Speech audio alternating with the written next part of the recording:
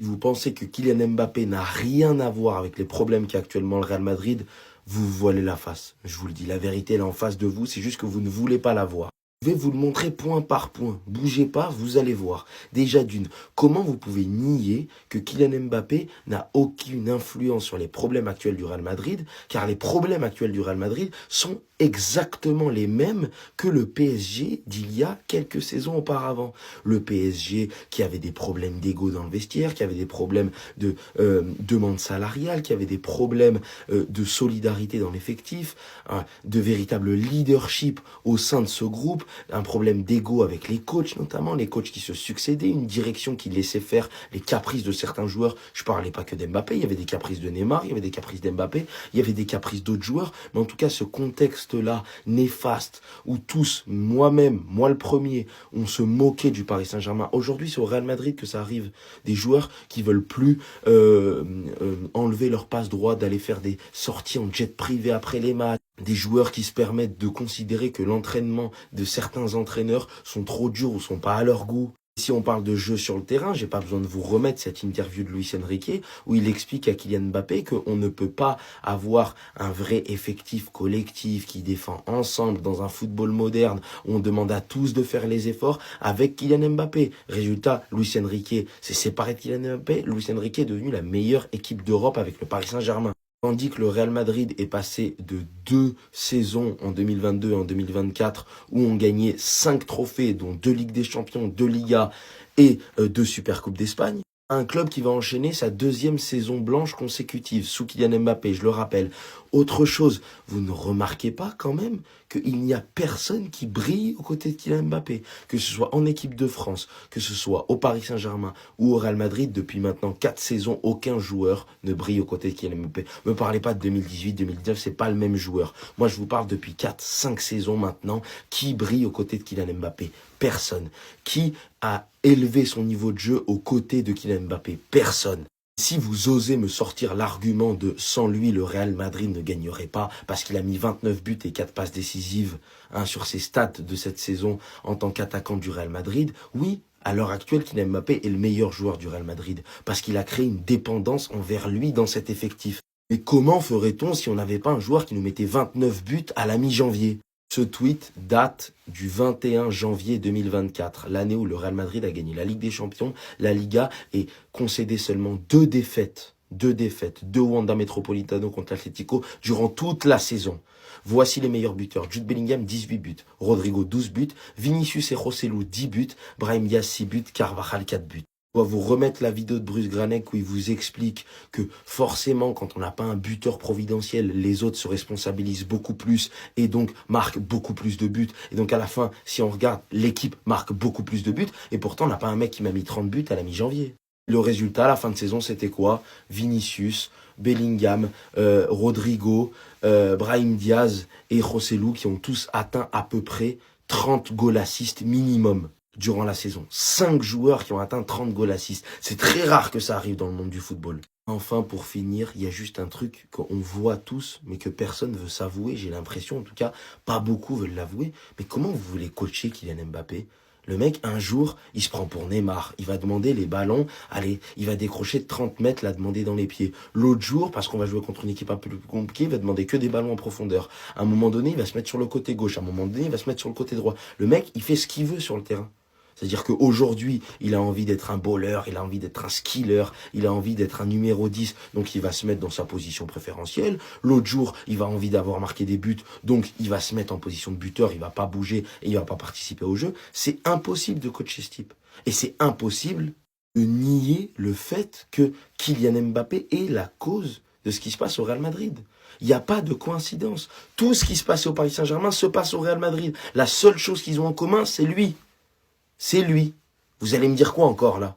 Encore une fois, pour finir, je ne dis pas qu'il est le responsable. Le responsable, c'est Florentino Pérez. Parce que ça, moi par exemple, je savais que ça allait se passer comme ça. Je vous l'ai dit avant que Kylian Mbappé signe au Real Madrid. C'est pour ça que je n'ai jamais voulu de sa venue et que je la regrette depuis 1 an et demi. Donc à un moment donné, arrêtons de faire semblant. C'était prévisible. Voilà pourquoi le responsable, c'est Florentino Pérez. Parce que tout le monde savait qu'il allait se passer ça. Comment faisait le Real Madrid avant Kylian Mbappé? Non mais vraiment. Comment est-ce qu'on faisait avant de Kylian Mbappé pour jouer au football, pour marquer des buts? Moi, je sais plus. Aujourd'hui, en 2026, on nous explique que Kylian Mbappé est essentiel au Real Madrid et que sans lui, le Real Madrid sombrerait. Et comme si on n'était pas déjà en train de sombrer. On a sombré depuis son arrivée, mais bon. Donc, ils nous mettent, par exemple, ça, tu vois, Mbappé, cette saison, c'est 33 goals assists. Celui qui est deuxième derrière lui, c'est Vinicius avec seuls 13 goals assists. Et le reste, c'est pas mieux, c'est catastrophique. Rodrigo 7, Gonzalo Garcia 7, 3 et 2, c'est catastrophique. Mais c'est vrai. Quand on voit la stat des attaquants du Real Madrid cette saison, Mbappé 29 buts, Vinicius 6 buts. On se demande qui marquait avant la venue de Kylian Mbappé. C'est vrai que le Real Madrid n'a jamais eu de mecs qui ont marqué plus de 10 buts par an. Déjà, à titre de comparaison, hein, nous sommes le 15 janvier 2026. Ce tweet-là a été fait le 21 janvier 2024. Le meilleur buteur des Real Madrid, le classement des meilleurs buteurs du Real. Jude Bellingham, 18 buts. Joselu, avec Vinicius, 10 buts. Rodrigo, 12 buts. Brahim Diaz, 6 buts. Carvajal, 4 buts. Mais comment faisait donc le Real Madrid pour marquer des buts avant Kylian Mbappé? Le Real Madrid faisait comme ça, tout simplement. L'année où on gagne la Ligue des Champions et la Liga, ça se répartissait entre Brahim Diaz, Joselu, 20 goals assists, Brahim Diaz plus de 20, Bellingham plus de 30, Vinicius plus de 30 et Rodrigo plus de 25. Donc c'est-à-dire ils étaient tous à plus de 20 GA, tous. Donc 5 joueurs, et sur là je rajoute pas les buts de Valverde et Modric, ils en ont à peu près 5 chacun, donc ils l'avaient tous. Donc le Real Madrid, grâce à ça, a réussi à faire une saison où, je le rappelle, il n'a perdu que 2 fois. 2 fois à l'extérieur contre l'Atlético. A fait une campagne de Ligue des Champions avec 0 défaite.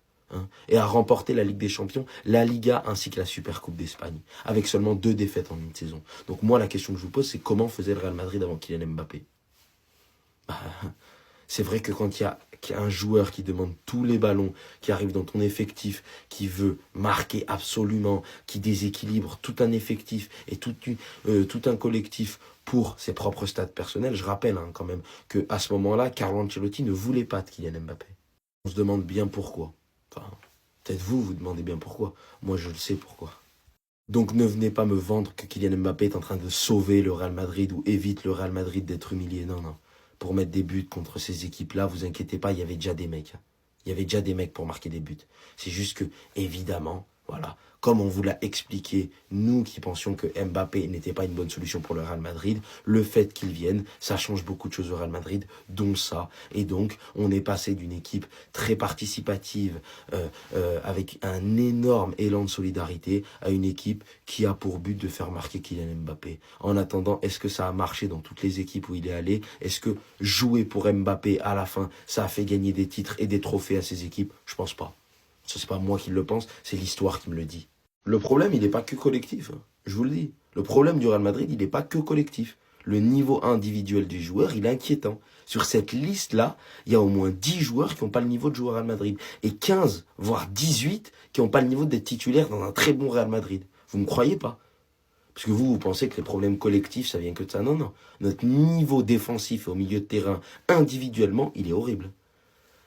Rudiger, il n'a pas le niveau pour jouer au Real Madrid actuellement. Alaba non plus. Asensio non plus. Militao, il se blesse trop. Hussein, il chie dessus dans les grands matchs. Pour moi, Hussein, c'est un joueur, tu dois même pas encore le mettre titulaire. C'est comme Varane quand il est arrivé de Lens en 2010, tu l'as pas mis titulaire tout de suite. Tu as attendu 4-5 ans avant de le mettre titulaire. Bref, Trent Alexander-Arnold, je sais pas, je l'ai vu 3 matchs de lui dans ma vie au Real Madrid, donc j'en ai rien à faire. Carvajal, il fait que de se blesser, il est trop vieux. Carreras, il a le niveau, pas de problème. Fran Garcia, Mendy, Iservachi. Valverde, c'est simple. Si tu ne mets pas 2 joueurs exceptionnels à côté de lui, il te fera rien au milieu de terrain. C'est-à-dire que il a beau reprocher le fait qu'on te le mette à droite, mais en fait, quand tu peux pas mettre un baqueux au milieu de terrain. C'est-à-dire que Valverde, à part mettre des longs shots et courir, il sait pas faire grand-chose. Donc à un moment donné, si t'as pas 2 joueurs, 2 magiciens à côté de toi, et en l'occurrence quand t'as Tchouaméni, Camavinga, Bellingham ou Ceballos comme milieu créatif, forcément t'as pas de créativité et t'as pas de magicien. Parce que là, il y a aucun magicien au milieu de terrain. Aucun magicien. Après, vous vous demandez pourquoi on n'arrive pas à prendre le contrôle du match ou pourquoi c'est stérile quand on a le ballon. Mais tout simplement parce que nos milieux de terrain n'ont pas le niveau individuel des milieux de terrain qu'on avait auparavant. Quand tu remplaces Modric, Kroos par Tchouaméni et Bellingham, faut pas s'étonner qu'en fait tu sois moins bon. C'est logique. Et si on parle des attaquants, Mastantuono, le mec, il doit être avec la Castilla de base. Brahim Diaz, son dernier bon match, il y avait encore Rossellou dans le club. Vinicius, de base, oui, mais actuellement, il pue la merde. Donc, individuellement, il a même plus le niveau pour être titulaire au Real Madrid. Faire un bon match sur 10, ça suffit pas. Le mec, il a pas fait 3 bons matchs d'affilée depuis 2 ans. Je rappelle, Hendrick, il est même plus là. Gonzalo Garcia, c'est un joueur qui doit prendre des minutes en Copa del Rey. Ça, de base, allez, il va gagner des minutes au fur et à mesure, mais tu peux pas te projeter sur lui. Rodrigo, le mec, il était en burn-out il y a 2 semaines. Tu peux pas compter sur lui, son équilibre mental. Le mec, il marque pas pendant 6 mois. Après, il fait 3 bons matchs. Il est irrégulier. Mais ça, depuis qu'il arrive au Real Madrid. Et t'as Kylian Mbappé, où tu sais pas de quel poste il est. Tu sais pas vraiment où est-ce qu'il va jouer. Un jour, il va jouer 10. Un jour, il va jouer 9. Un jour, il va jouer côté. On sait pas trop. Le niveau individuel des joueurs de l'équipe, il est catastrophique. Là, je regarde cet effectif, j'ai envie de vomir, je vous le dis. Et à un moment donné, il va falloir remettre en question des joueurs aussi qu'on a peut-être, nous, un peu trop mis en avant, qui aujourd'hui ne répondent pas présent. Moi, Camavinga, c'est un joueur que j'aime beaucoup, mais le mec, ça fait 5 ans qu'il est là, il évolue pas. 5 ans qu'il est là, il évolue pas. Tchouaméni, ça fait 4 ans qu'il est là, je ne vois toujours pas comment est-ce qu'on a pu remplacer Casemiro par lui, je suis désolé. Voilà, à un moment donné, il faut dire les choses en face aussi. Le Real Madrid a un déficit de talent. Pas que des problèmes, un déficit de talent. Ces joueurs-là ne sont pas des références à leur poste, quasiment la totalité, dans le monde. Et je parle surtout au milieu de terrain. Et c'est quoi ça encore? Ça va jamais s'arrêter. J'arrête de faire des vidéos pendant 1 mois et ce club part complètement en vrille. Ne vous inquiétez pas, vous allez comprendre. Vous saviez que Jude Bellingham avait une application? Pas l'application du Real Madrid. Jude Bellingham, il a une application qui s'appelle JB5. Voilà, c'est une application qui a son nom, son numéro. Donc l'application, elle a pour nom Jude Bellingham, tout sobrement. Donc sur cette application, il y a des compiles de lui, des choses qui parlent de lui. Aucun problème, vous me direz. On ne relaie pas l'actualité du Real Madrid, juste l'actualité de Jude Bellingham. Donc vous pouvez voir ses statistiques, s'il est blessé ou pas, des photos de lui avec sa famille. Écoutez, je vais pas donner un avis personnel sur le fait qu'il y ait une application où il y a que lui, parce que bon, personnellement, ça va pas être pertinent, mais le fait qu'il ait fait une application pour parler de lui, dans le seul but qu'on parle de lui. Donc sur cette application, vous pouvez voir des extraits de tweets, de différentes, et il les commente en fait. Lui-même commente les tweets. Donc c'est-à-dire qu'on est en 2026, et les joueurs du Real Madrid, ce qu'ils font dans leur temps libre, c'est commenter les tweets de mecs sur Twitter pour soit contredire, soit dire c'est vrai qu'aujourd'hui j'ai fait un bel entraînement avec Arbeloa, c'était franchement cool. Donc sur sa putain d'application de merde, jusqu'à présent, j'ai laissé passer beaucoup trop de choses en espérant toujours que la vérité éclaterait en temps. Mais franchement, quelle connerie, je plains sincèrement les gens qui croient dur comme fer à chaque parole de ces clowns et de leurs sources. Ne croyez pas tout ce que vous lisez de temps en temps, ces gens-là doivent être tenus responsables de la diffusion de sortes de défense d'informations, dans le but de faire la polémique. Pour moi, ce qu'il dit, à la limite, je peux le comprendre, et à la limite, on peut se dire que pour lui, il a sans doute pas tort. Mais le faire sur une application qui porte ton nom, qui parle uniquement de toi, pour dire qu'en fait, quand les médias disent que le vestiaire du Real Madrid n'a pas pris la grosse tête et qu'ils se prennent pas un peu trop pour des stars et pour des au-dessus de ce qu'ils ne sont, j'avoue que c'est un peu quand même drôle. Mec, t'as fait ça sur une application où tu parles que de toi, où tu analyses des tweets qui parlent de toi, où tu parles de tes performances, et tu mets tes photos de vacances. Mais donc, tu viens bien nous montrer que oui, tu te prends un peu pour un mec. Tu te prends pour quelqu'un quand même. Moi, t'es quelqu'un. Mais, je sais pas, écoutez, moi, franchement, qu'est-ce que vous voulez que je dise? Il y a un problème beaucoup plus gros que ce qu'on pensait au Real Madrid. Et je comprends pourquoi Xabi Alonso a eu un problème. Le mec, il a une application où il débriefe des tweets.